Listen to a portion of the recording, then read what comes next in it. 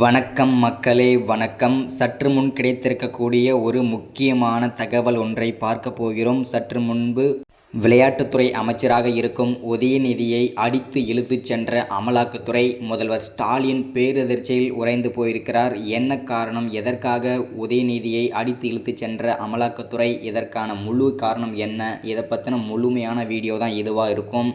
அதற்கு முன்பு, வீடியோ தொடர்ச்சியாக பார்ப்பதற்கு முன்பு நமது சேனலுக்கு நீங்கள் புதிய பார்வையாளராக இருப்பதற்கு வாய்ப்புகள் நிறையவே இருக்கிறது. ஸோ மறக்காமல் நமது சேனலை சப்ஸ்கிரைப் பண்ணிவிடுங்க. சப்ஸ்கிரைப் பண்ண உடனேயே பக்கத்திலே ஒரு பெல் பட்டன் வரும், அதை கிளிக் பண்ணி ஆல் ஆப்ஷனில் போட்டு வச்சுக்கோங்க. தொடர்ந்து நம்ம வீடியோ போட்டோம்னா உங்களுக்கு நோட்டிஃபிகேஷன் வந்துடும். அதை நீங்கள் பார்த்து தெரிஞ்சுக்கலாம், இன்றைக்கி என்ன அரசியல் நியூஸ், இன்றைக்கி என்ன அரசியல் அப்டேட் அப்படின்றத. ஸோ அது மட்டும் இல்லாமல் வீடியோ பார்க்குற எல்லோரும் மறக்காமல் லைக் பண்ணிவிடுங்க, ஷேர் பண்ணுங்கள். ஸோ வாங்க வீடியோக்குள்ளே போகலாம். சற்று முன் கிடைத்திருக்கக்கூடிய ஒரு சோகமான தகவல் அப்படின்னு கூட சொல்லலாம், ஒரு அதிர்ச்சியான தகவல் அப்படின்னு கூட சொல்லலாம். என்னப்பா சொல்கிற அப்படின்னு பார்த்தீங்கன்னா, ஆமாங்க, அதுதான் உண்மை. சற்று முன்பு விளையாட்டுத்துறை அமைச்சராக இருக்கும் உதயநிதியை அடித்து இழுத்து சென்ற அமலாக்கத்துறை என்ன காரணம் அப்படின்னு பார்த்தீங்கன்னாக்க, அவருடைய கொச்சி பண்ணை வீட்டில் 25,000 கோடி பணம், கருப்பு பணங்கள் பதுக்கி வைத்திருந்தது. அமலாக்கத்துறைக்கு ரகசிய தகவல் கிடைத்திருந்தது. இந்த ரகசிய தகவலின் அடிப்படையில் பார்த்திங்கன்னா அமலாக்கத்துறை அதிரடியாக சோதனை நடத்தினர். இந்த சோதனையில் 25,000 கோடிக்கும் மேற்பட்ட கருப்பு பணங்கள் சிக்கியிருக்கிறது. இதையும் முடக்கியிருக்காங்க.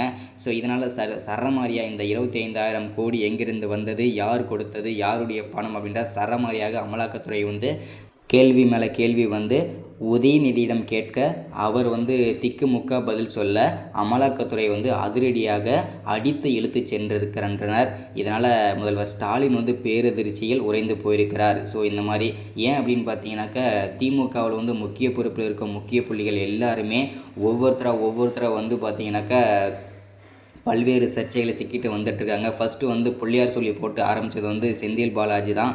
அவர் 300 கோடியில் ஒரு வீடு கட்டிகிட்டு இருந்தார். அதை பார்த்திங்கன்னா அமலாக்கத்துறை ரெய்டு பண்ணி பல்வேறு கோடி பணங்கள் எடுத்து அவரை புழல் சிறையில் அடைத்தாங்க. அதுக்கடுத்து தான் பார்த்திங்கன்னா பல்வேறு அமைச்சர்கள் பார்த்திங்கன்னா ரெய்டு நடத்தியிருந்தாங்க. அமலாக்கத்துறையை பார்த்திங்கன்னா அடுத்ததாக ஜெகத் ரட்சகன், ஏவா வேலு, ஸோ இந்த மாதிரி முக்கிய பொறுப்பில் இருக்கும் முக்கிய புள்ளிகள் எல்லாருமே பார்த்திங்கன்னா ரெய்டு நடத்தி பல்வேறு சர்ச்சையில் சிக்கிட்டு வந்துட்டுருக்கும் நிலையில், அந்த வரிசையில் தற்போது விளையாட்டுத்துறை அமைச்சராக இருக்கும் உதயநிதியை அமலாக்கத்துறை சோதனை மேற்கொண்டிருக்காங்க. தற்போது 25,000 கோடி சிக்கியிருக்கிறது.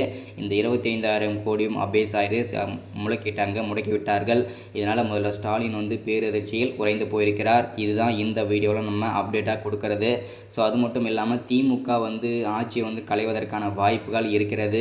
திமுக ஆட்சி கலைந்து திரும்பவும் இடைத்தேர்தல் வந்தாக திமுக கண்டிப்பாக வருவதற்கான 10 விழுக்காடு வாய்ப்புகள் கூட கிடையவே கிடையாது. அதில் மட்டும் நமக்கு உறுதியாக தெரியும். ஏன்னா திமுக பல்வேறு ஊழல்களில் ஈடுபட்டுருக்காங்க. தற்போது பல்வேறு திமுக அமைச்சர்கள் சர்ச்சையில் சிக்கிட்டு வந்துட்டுருக்கும் நிலையில் தான் இது நடந்துகிட்ருக்கு. ஒரு வீடியோவில் தொடர்ச்சியாக ஒரு விஷயம் நம்ம பார்த்துட்டே இருக்கோம். தொடர்ந்து நம்ம சேனலை இணைஞ்சிருங்க. மறக்காமல் சப்ஸ்கிரைப் பண்ணுங்கள், லைக் பண்ணுங்கள், ஷேர் பண்ணுங்கள். அடுத்த வீடியோவில் தொடர்ச்சியாக பார்க்கலாம். தேங்க்யூ.